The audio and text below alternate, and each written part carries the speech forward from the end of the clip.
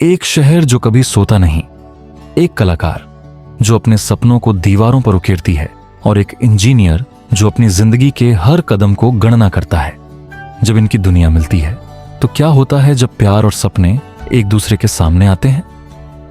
आज हम आपको दिखाएंगे कार्जना और विवेक की कहानी।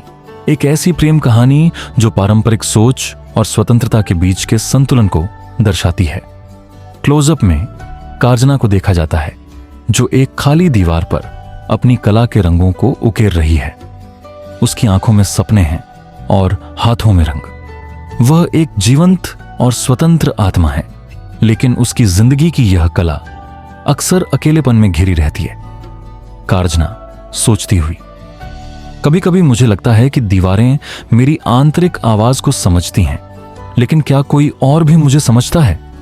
वह दीवार पर एक बड़ा म्यूरल बनाती है जिसमें जीवन, प्रेम और उसके सपने प्रतिबिंबित होते हैं, लेकिन उसके चेहरे पर एक हल्का सा उदासी होता है।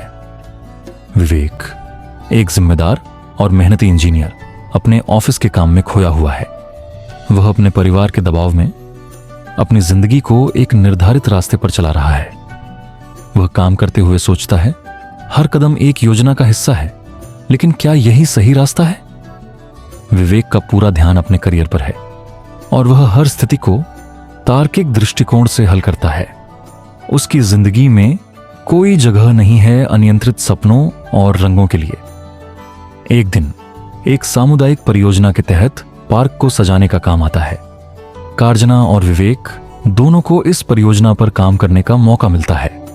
शुरुआत में दोनों एक दूसरे से बहुत अलग दिखते हैं। कार्जना के पास अपनी कला है, जबकि विवेक के पास कागजों और गणनाओं का ढेर है।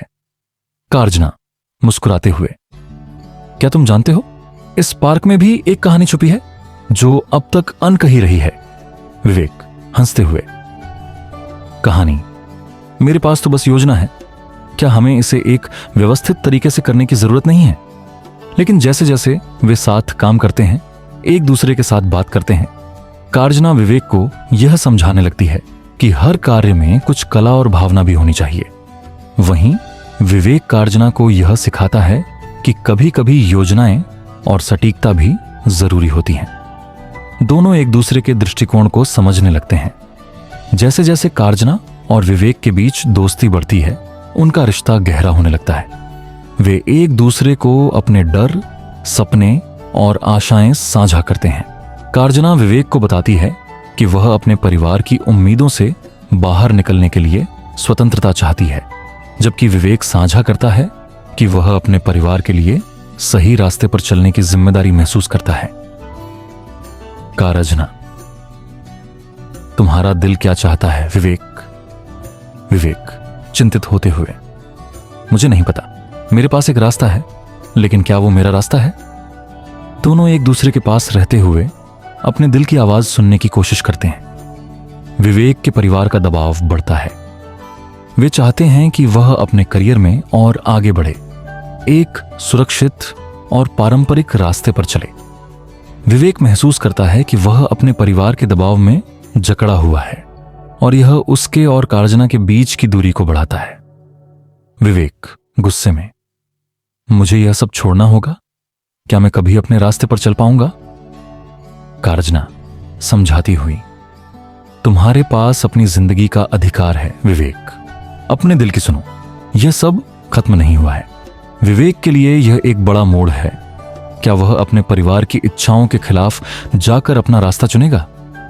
कहानी का चरम बिंदु एक कला प्रदर्शनी में आता है, जहां कार्जना अपनी म्यूरल को प्रदर्शित करती है। यह म्यूरल विवेक और उसकी यात्रा को दर्शाता है। जैसे ही प्रदर्शनी में विवेक का परिवार इसे देखता है, वे समझ जाते हैं कि यह कला उनके रिश्ते की गहरी भावनाओं और समझ का प्रतीक है। विवेक का परिवार आश्चर्यचकित होकर, यह तो हमें बदलकर दिखा देता है कि प्यार और सपने कितने महत्वपूर्ण हैं। विवेक और कार्जना एक दूसरे की ओर देखते हैं और दोनों महसूस करते हैं कि प्यार और सपनों का पालन करने से जीवन की सुंदरता मिलती है। जिंदगी एक ही यात्रा है और कभी कभी यह यात्रा आपको अपनी पहचान, अपने रिश्तों और अपने सपनों के बीच संतुलन ढूंढने पर मजबूर कर देती है। मल्लिकार्जुना और विवेक की यह कहानी हमें यही सिखाती है कि प्यार, समझ और साहस से हम अपने परिवार, अपने सपनों और अपनी खुशियों के बीच सामंजस्य बना सकते हैं। अगर आपको हमारी कहानी पसंद आई हो तो कृपया लाइक और सब्सक्राइब करें।